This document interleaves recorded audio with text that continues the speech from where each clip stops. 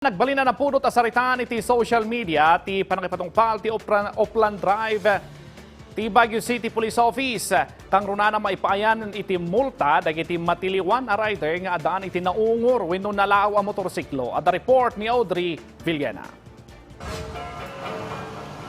Iningatan ti Baguio City Police Office ti panakay patungpal ti paglintagan saknan iti panakay pawil ti nalaw ang motorsiklo, kabayatan at tumartaray iti kalsada. Mamulta ti rider no matiliwan ang naglabsing iti daytoy a pagalagadan.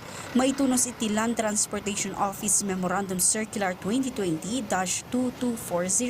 Ado dagiti nangipaksa iti panakadismayada. Kun adamot dagiti imanamong iti daytoy nga aksyon ti ahensya. Adamot lang dagiti natikaw gaputa ti amuti kaadungan, ada ti Certificate of Road Safety a maawat da manipod iti Department of Trade and Industry no nagkatangda dagiti tambutso iti otorisado a shop.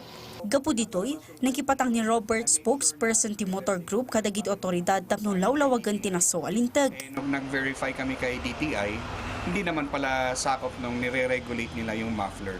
So in return, lahat ng mga natikitan na walang certification, yun, nire-reverse na ngayon dahil kinontest namin. Palawag ti BCPO nagduma a violation ti unauthorized modifications kanti loud mufflers. Ngumiti agdama, saanan abirukon dagiti otoridad ti CRS dagiti matiltiliw. Iti loud muffler, matiliw ti motor vehicle no sobra iti 99 decibels ti produce sound iti 2,500 revolutions per meter ti tambutso daytoy. Ang ruling po dyan, dapat po pag bumili tayo ng aftermarket pipe, yung buo po na yun, ang isasalpak natin dun sa motor natin. Any alteration na gagawin natin, sabi nga namin, kung tatanggalan mo siya ng catalytic converter, tatanggalan mo siya ng silencer, o tatanggalan mo ng heat guard, that is already considered as an authorized muffler. Pero kung buo mo naman po siyang nilagay, wala naman po tayong magiging problema dyan.